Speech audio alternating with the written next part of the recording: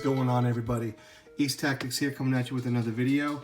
And today, as the description says, I'm going to be going over the M2C shock caps in great detail. This is going to be the first in a series of videos that I create called M2C Explained, that basically goes over all the different parts that I install over the course of the next little while that is M2C, and shows you up close and personal details about why these parts are the gold standard.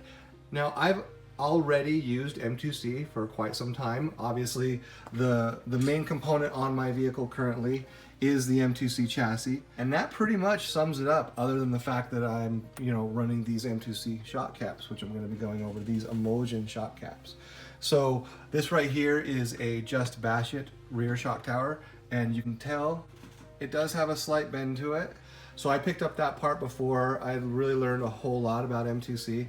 Now my center body braces are from Voltage Hobbies, and my servo mount is also from Voltage Hobbies. But as you can see, my upper hinge pin here is Hot Racing.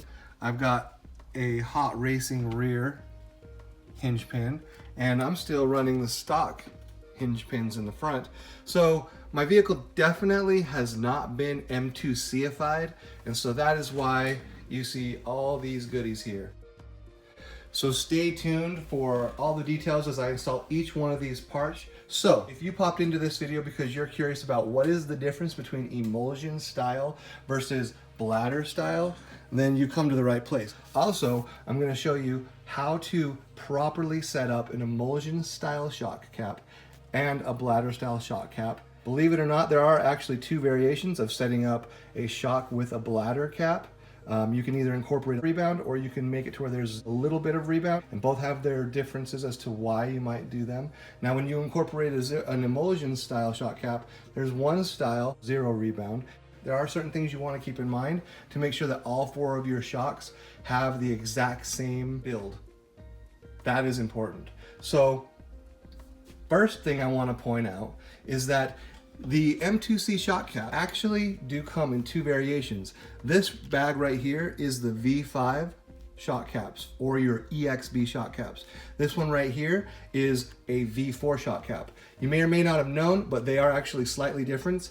When the manufacturers built the EXB or the V5 shocks, they actually did slightly change the strength tolerances, and the threading is slightly different. So you'll notice I only have one here for the V4, and that is because I had a pretty bad wreck and I destroyed the rear left side of my vehicle. I ripped out the hinge pin, and it just completely annihilated the stock composite with its tiny little metal brace in there. And then my rear Hot Racing would definitely jump directly to the rear hinge pin kit. I'm going to be doing a video on this one next, because obviously putting this back together is going to necessitate me throwing that in. All right, so what is the difference between a emulsion style shock cap and a bladder style shock cap, and what does it actually mean for the performance of the vehicle? Basically, one of the things that is extremely important in a shock, for it to function literally, is there needs to be air or some sort of allowance for the mass of the shock rod to actually go up inside and come out, and up inside and come out. And so the amount of mass pulled inside of the actual shock chamber needs to be accommodated for, if you will. And so in order to accommodate for that, they incorporate an air bubble with bladdered shocks at the top of the cap. So basically, if you were able to, let's say this didn't have a shock bladder in it, and you were able to fill your shock cap up all the way with oil, 100%, and no air at all, you wouldn't even be able to push the shock in, because shock fluid can't compress. It's called shock lock. And so the whole reason, literally the only reason why they've incorporated this idea of having a bladder is so that you can allow for that. Now, the design of the bladder separates the shock oil from the air chamber. The air itself is 100% disassociated with the fluid, and because of that, You know, at least back in the day, a lot of people were happy with the consistency of the shock fluid. What you get is what you get. Whatever the stiffness is, or whatever the thickness is, whatever weight fluid you have, it is 100% going to stay that way. You know, they can just depend on a consistent performance from the fluid inside.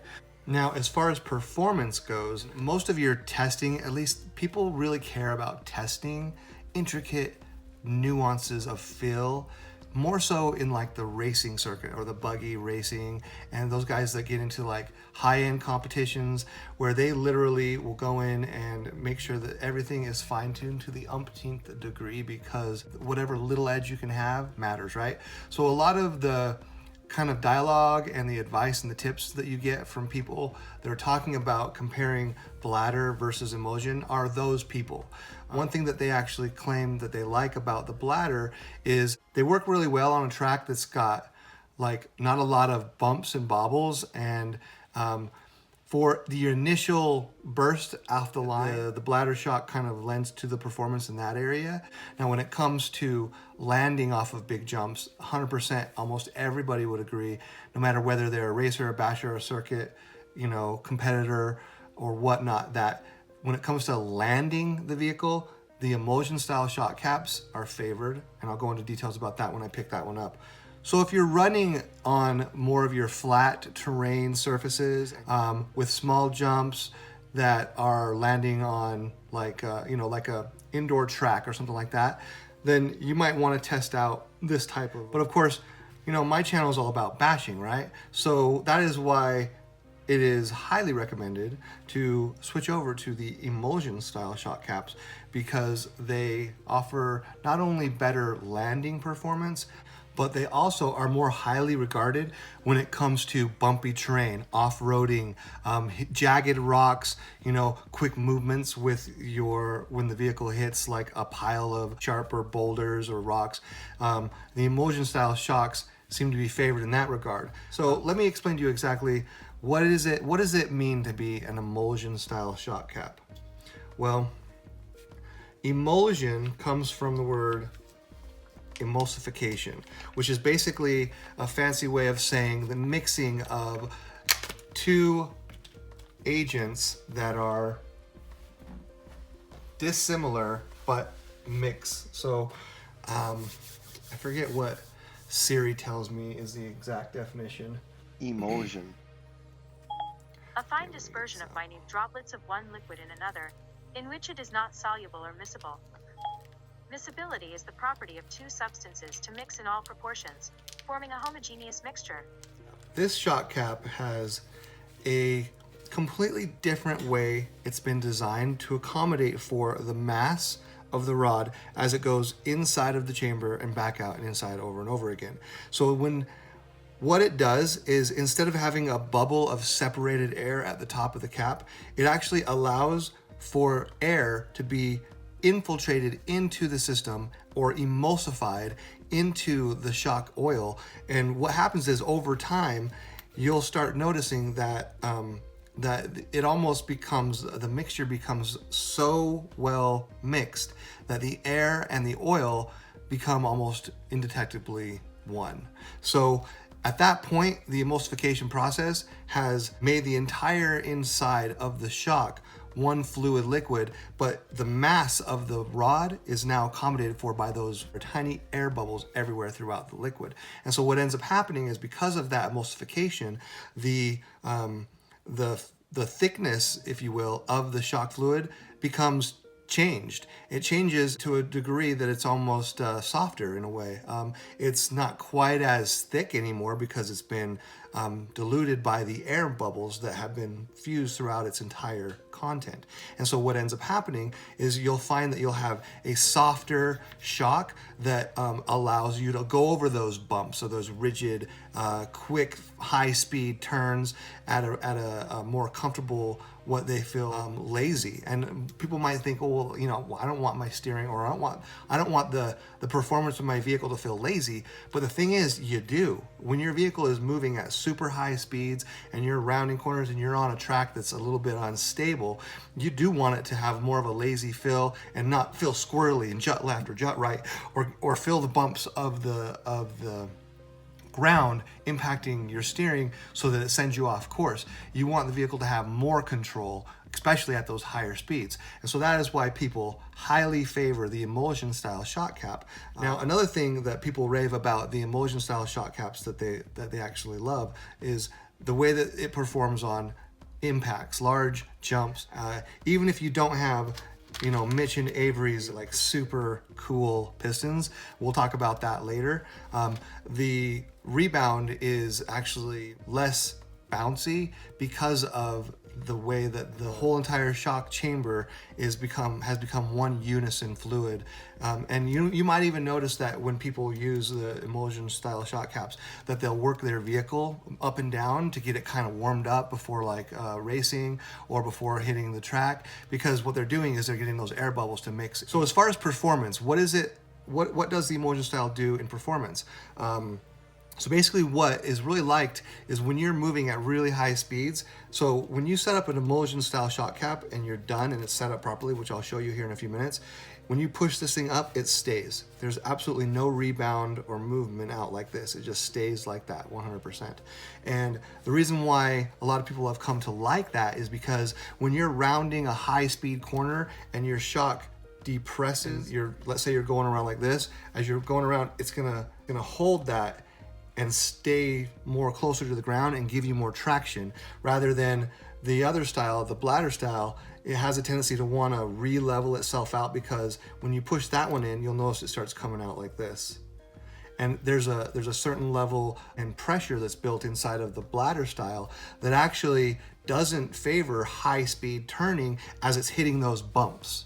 The nice thing about the emulsion style shock cap is you can be going at high speed, hitting those bumps, and because of the zero rebound effect that's happening inside of it, it actually stays closer to the ground, provides that traction that you need as you're turning out the corner. So that's another really highly coveted attribute of the emulsion style shock cap. So at the end of the day, the emulsion style is 100% tuned for bashers, because what are you doing but going at high speeds, hitting bumpy terrain, and you don't want to have a squirrely vehicle that, you know, the bladder seems to be a little bit more so provident to. It's a little bit more twitchy, the feel of the vehicle, because of that dynamic of the rebound that happens, you know, naturally in the shock. So when that's gone, you actually tend to feel more control of your vehicle, which lends to less crashes and just a happier experience in general. So that is actually why Mitch and Avery decided to incorporate or build these M2C zero rebound emulsion style shock caps, because they're really designed for bashers, and they provide all those intricate details in performance that is well received in the bashing arena. Now, if you were a truggy racer, competition circuit racer, and you have more of your, 1/10 scale buggies and stuff like that, you probably want to experience both. You want to try both, because there are going to be certain situations, especially on those indoor tracks, where you might actually like the feel of a bubble or a bladder shock setup. All right. So all that said, basically just talks about the performance differences between emulsion and bladder, right? Well, what's crazy is those little nuances really are subtle, hard to detect, especially if you're just a basher. You probably may not even be able to detect it. But the M2C shock cap doesn't just provide those attributes in the emulsion style. I would probably say 90% of the appeal to getting the M2C shock caps is because of the really cool pistons and the design that Mitch and Avery incorporated into these pistons to allow for what they call a zero rebound experience. Meaning when you come down from a really high jump and it slaps the ground, you're not gonna bounce 1.5 feet in the air and land turtle side, or you're not gonna hit the ground and kind of twist sideways and land on two of your tires and disrupt the performance of where you're going. The beauty of these pistons is it provides that impact. It basically absorbs it a lot better. You know, like this is an example of what the stock setup was for me when I first was jumping with my RC car. And you know, you can see here when it hits the ground, it flies up a good 1.5 feet off the ground, right? As compared to when I installed my M2C shock caps, I started seeing more of what you see here with this jump. And I mean, I was just blown away. Like, you know, it's not 100% perfect all the time. You're still gonna get some bounce depending on how high and how hard you hit the ground. But oftentimes you'll just hit the ground and you'll just be like, dang, that was plush. You know what I mean? That's these frames. Oh, that was good. So now what I want to do is I want to actually show you guys the proper setup for not just the emulsion style, but if you actually are running the stock style, there's some nuances about getting these set up. Setting up a bladder shock system is actually a little bit more complicated and can be screwed up if you don't do it right, especially when you need to know that you want all 4 of your shocks to have the exact same loadout or setup. That inconsistency is pretty substantial, especially when you don't even know that you're missing good performance when you're bashing, right? So I'm going to show you how to set up the bladder style properly, and I'm also going to show you how to set up the emulsion style properly. So the first thing that you want to do whenever you're setting up the emulsion style shock caps is you're going to take out this little thing, set this aside, and then take it and screw it onto the shock cap. Clean off the threads, make sure there's no dirt or debris anywhere, and then just screw it on, and you should be able to screw this thing all the way down without a single hang up. It should just thread really smoothly all the way down. You may or may not find that when you're screwing one of these on, and even if you've gotten the debris and everything off, you may find that it kind of catches, right? Well, force through it to where it literally goes all the way down. That way you know the threading is clean and perfect for this particular one. Okay? Now, the other thing, once you've done that, then you can go ahead and take the O-ring and place that down inside of the cap. It should fit in pretty easily, but you just want to make sure that is snugly down. The next thing you want to do after that is just closely inspect the whole shock itself. Make sure that the rod itself is not bent. Make sure that there's a smooth flow.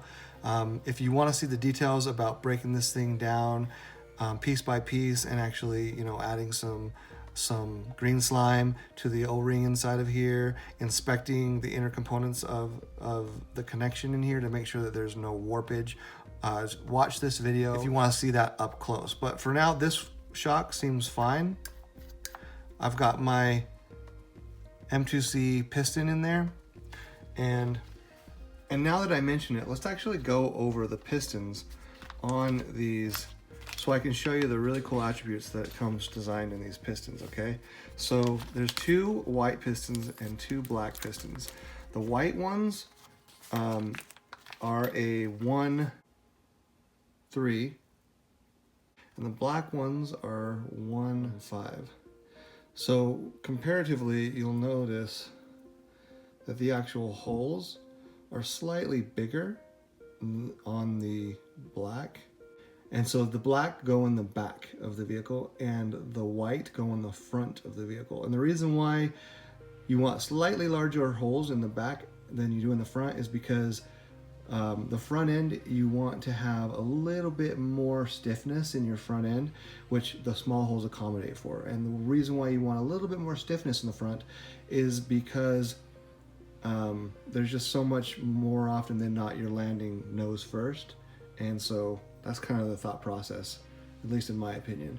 But anyway, the white go in the front, or make sure you double check though, the 1-3 go in the front and the 1-5 go in the back, because there's a small chance that you might get a reverse coloring. And just make sure bigger holes in the back, smaller holes in the front. Now, when you take a close look at these, you can see the white ones actually look a little bit better in the camera. When you take a close look at these, you can see that's the top of the piston. This is the bottom. On the bottom, you've got these extra holes, and those holes actually shoot out the sides. There you go. See those holes in the side? So they go up from the bottom, out the side, and what you do is you take one of the O-rings that comes with the package, you slap that around it like so.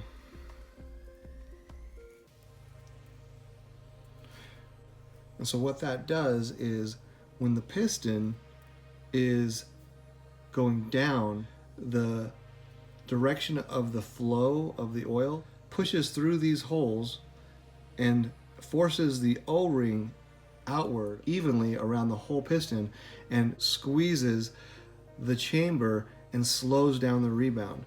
So you can imagine, so the vehicle comes down from a jump and lands like, boom, lands like this. Putting it here, comes down on a jump and then slows down going back up. Comes down on a jump, slows down going back up, which basically makes it so that the rebound here is slowed down because the O-ring is hugging the inner walls of the shock. And that is a super clever way to incorporate a sort of brake system on the piston going one direction. It's ingenious, and that alone makes these shock caps like amazing.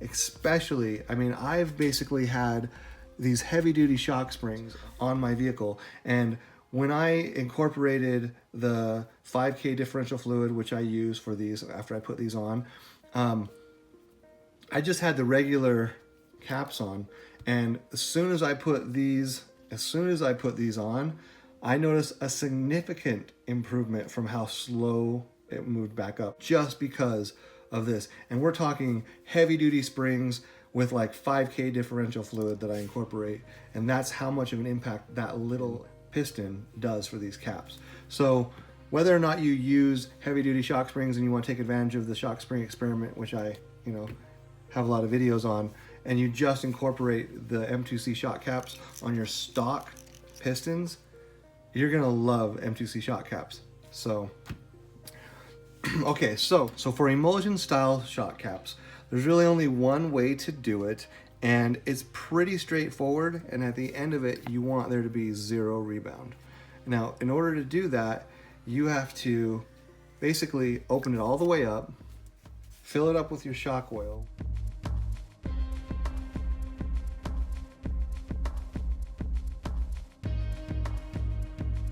So some say to fill this thing all the way up to the very top and maybe even have it like kind of slightly bulging over to where you see almost like a dome shape. And while that is fine, you can do that, the more important thing is that whatever you do on this shock, that you do that exact same thing on all four shocks. I'm going to take it out and just slowly work the air bubbles out.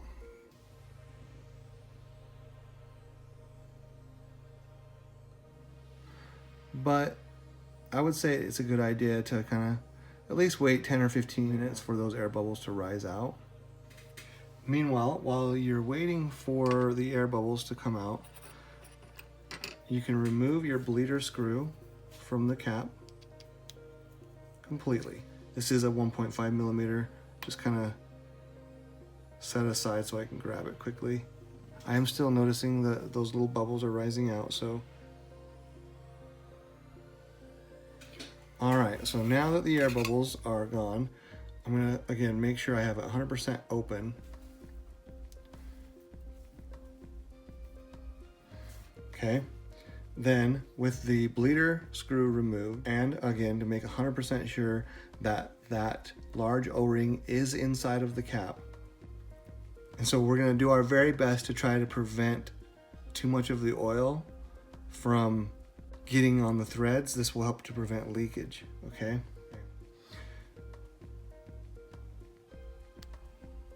So what we're gonna do is we're gonna screw it down, and then as soon as we feel a little bit of pressure from it touching,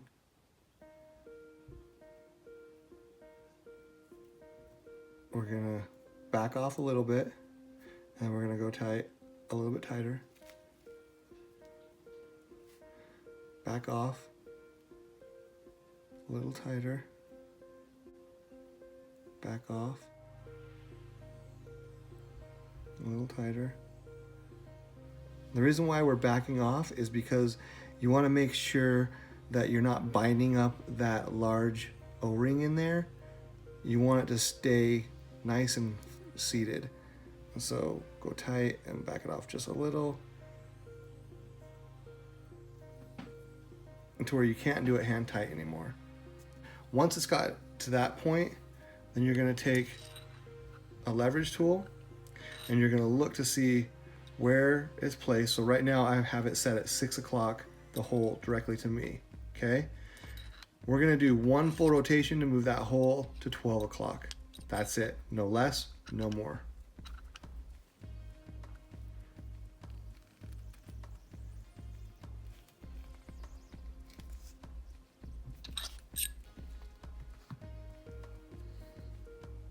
Okay, now that it's tight, we're going to set the shock, and this is, again, this is still pulled all the way out 100%. We're going to set the shock at about a 45-degree angle with the bleeder hole facing up. What this is going to do is it's going to make the level of the oil inside the cap horizontal, maximizing getting the air out from as we push this up. Have a rag on hand, because when you do this, you're gonna probably drip out a bit, and then just slowly push the shock rod all the way up. Now see how it's starting to come out? Just keep going. Let it drip down it. It's fine. Push it 100% in and hold it. Then take a few seconds to dry. Again, I'm still holding this at a 45-degree angle, like so, while I'm cleaning it. Then take your bleed screw.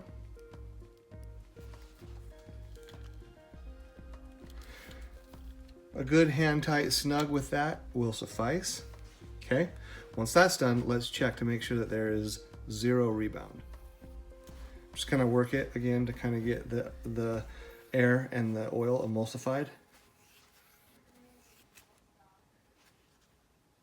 Okay, so to get rid of that rebound, what we're going to do is we're going to remove the bleeder screw.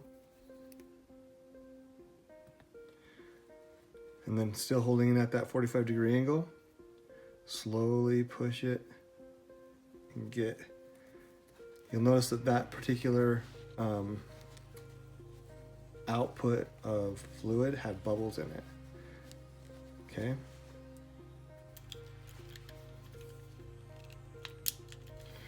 All right. Now let's check it.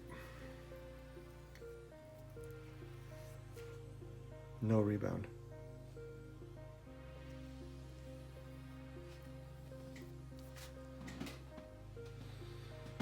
Very, very, very little. I mean, if you really want to be a stickler, you could do this process again, pull the cap off, push it that little bit, and then pop it off. But honestly, that's good for me. And that, my friends, is how to properly set up an emulsion style. Now, when you do set this up on your vehicle, make sure that the bleeder screw is facing inward. You want that protected by being inward, like such. Now, so both shock styles have their little nuance that you need to know about. With bladder style shocks, keep in mind that these do actually degrade and lose some of their performance over time. Now, with emulsion shock caps, you will find that you need to kind of cap off the oils and re-bleed them. And I would probably do that a couple times a year, maybe. I mean, I would say anytime you're doing any sort of maintenance on your vehicle where it involves, you know, taking off your shocks, you might as well pop it off or unscrew the bleeder cap, pop off the lid, top off the oil, and re-bleed it again. because you just want to make sure that you're keeping tuned, right?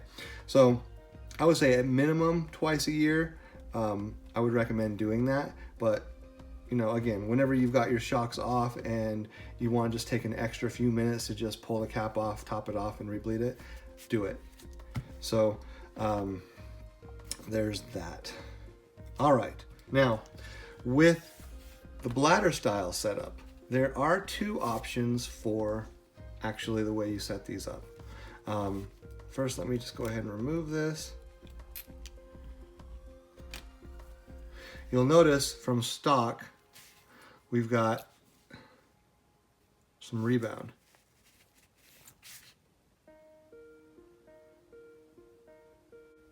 Now, rebound isn't a bad thing. That's one of the two ways that you can set up a bladder shock system, by incorporating some rebound.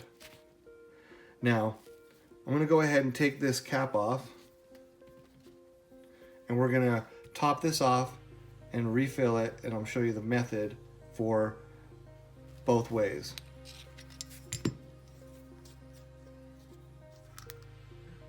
You actually don't want to have a bulge, you just want it to be kind of filled up to the top.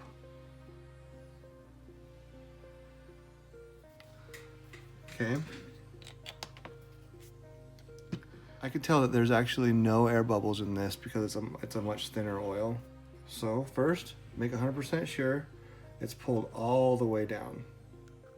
So the goal is to try your hardest to achieve 0 air inside of this thing. And the only place where air exists is up underneath the bubble.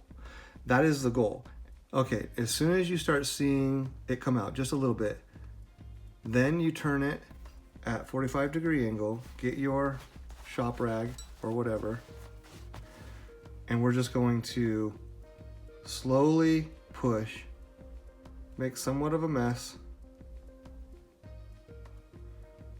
You want to push it 100% all the way in. And then once you have it held, squeezed fully tight, we're going to tighten it all the way down. All the while, the oil is just squirting out. Once it's down hand tight, we're going to clean it off. So it's hand tight right now, and you'll notice that there is a certain level of rebound.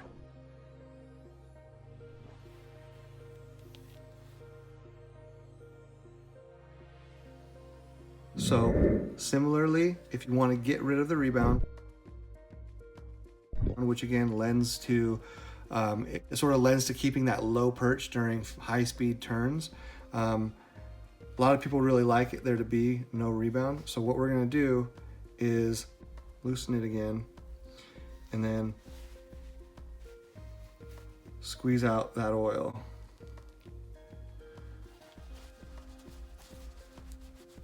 Just kind of keep wiping it, holding it at that 45-degree angle. You'll notice that it just keeps kind of coming out. Just keep wiping it, give it a minute, and then tighten it down.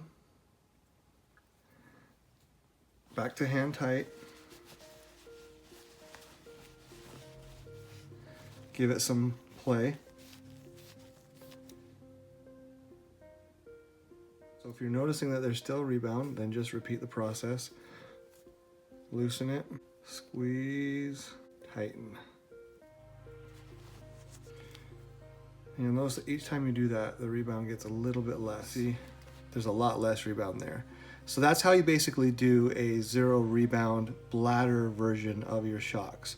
I don't think you'll ever be able to get rid of 100% of the rebound, but by doing that, you can get rid of the majority of it.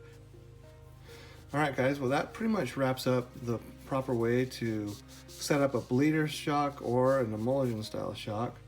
Hope this was useful for you. I highly recommend picking up the M2C shock caps. They are absolutely game-changing. You're gonna love them whether or not you're taking advantage of the heavy-duty shock spring experiment or you're just running the stock springs. A must-have in your arsenal for performance. All right, guys, well, I'm going to call that a wrap for this video. I appreciate you tuning in for this first video in the M2C Explained series. If you like this video, make sure to stay tuned as I go over a lot of the M2C parts as they get installed. And I will catch you guys next time. East Tactics, out. Well, guys, because I totally ate up my camera with my RC car, I stopped watching the car. I watched my camera fly off in 3 pieces. And then my car just landed however it landed. I'm sure that my 360 camera didn't catch any of the footage. Well, that stuff, I mean, it's a 360 camera after all. Why didn't it? stuffed the pinion up against the motor mount too. Oh. So good thing I'm swapping So- that out. Anyway, that's the carnage from not watching my landing at all.